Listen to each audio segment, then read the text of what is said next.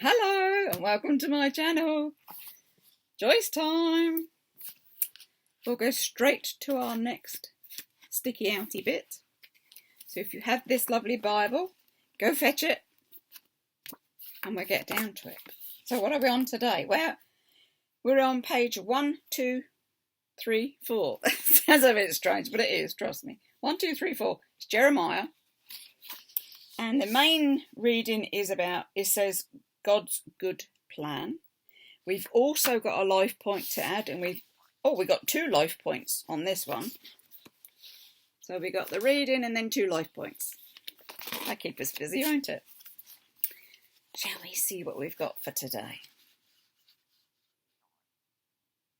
According to Jeremiah 29:11, God has a plan for each of us, a plan that should give us great hope for our future. It is our destiny, but that plan is a possibility, not positivity. Think about that one carefully. If someone prophesies over us wonderful things in the name of the Lord, what they say to us may express the heart, the will, and the desire of God for us. But that does not mean it is positively going to happen, just as it is prophesied. This is because it cannot and will not come to pass if we choose not to cooperate with God or to stray from His will. God does have a plan for our lives, but we need to participate in that plan for it to come true. God is not likely to do anything in our lives without our cooperation. We need to cooperate with God every single day of our lives in order for our potential to be developed. Every day we ought to learn something. Every day we ought to grow. Every day we ought to discover something. Every day we ought to be a bit further along than we were the day before. We should be lifetime learners. We must understand that no other human being in the face of the earth can develop our potential for us. It is vital for each of us to discover our own God-given gifts and talents and what we are truly capable of, then put ourselves to the task developing those gifts, talents and capabilities to their fullest extent. God has a plan for each of us. It is a good plan, an uncommon plan, a great plan. It is not an average, mediocre plan. I encourage you to seek that plan and cooperate with God so it will be wonderfully fulfilled in your life. Joyce speaking, that was. That's a good think about, isn't it? Just a slight deviation there. Excuse me.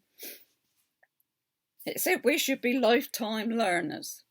When I was back working many years ago, I was in the children and family section, and then I wanted to change, so I went to the lifelong learners section because I thought, oh great, I love learning, but I love learning on my terms. I was no good at school, but having left school, I can learn because I could do it on my own way. I can do it on computers, I can do it in my own room. You know what I mean? But the actual job was called a lifetime learner. So I swapped jobs. Yeah, I was all excited about this. I could have only been there a week, and I thought, this is not what the job spec was saying. I felt totally out of place. And for me, I found that a lot of the people in that section, it was the education section, and a lot of them were like ex-teachers or education. I didn't do well in education. I hated school. But that's another plan. But I thought, okay, it's not working. I went back to children and families. Carried on with them, which was good. They had me back. Anyway, sometimes lifetime learning doesn't quite mean what it says. You have to make it mean and do what that says. Learn something. Now, I just learn my crafts. I learn embroidery. I learn slow stitching, I learn art, you get the gist of it. It's not, for me, it's not educational, It's not reading, writing, arithmetic, all that lot. No, now I'm on to what I want to learn. Still learning. So, life point. Let's have one of these. Says the Lord sees not only what you are right now, but also what you can become. He knows the plans he has for you, and according to Jeremiah 29:11, they are good plans for peace and well-being, not for disaster. Let me encourage you to give God everything about yourself. He will be patient with you as he works his good plans in you. Give it to God. It's my prayer journal, isn't it? I'll give it to God. He'll sort it out for me. The second life point on these 2 pages, well, this one's on 1, 2, 3, 5. That's a bit of a page over. There we go. Jeremiah 29:13 is an awesome promise. God says, then, with a deep longing, you will see me and require me as a vital necessity, and you will find me when you search for me with all your heart. Notice that we are to require God as a vital necessity. In other words, the wonderful life Jesus died for us to have depends on our personal relationship with God. We need him just as we need food, water, and air to breathe.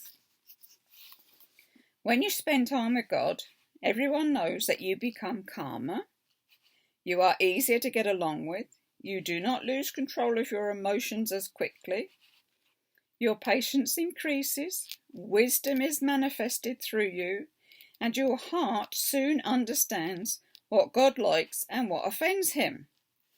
As with any friend, the more time you spend with God, the more you become like him. Spend time with God today.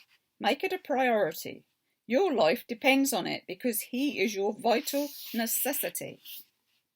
It's nice to spend time with God, whether I be colouring a Bible, journaling, reading. Spend time with God. So on that note, I should say, give us a thumbs up, do subscribe. Yay, she got it right. You stay safe, take care, and it's bye-bye for now.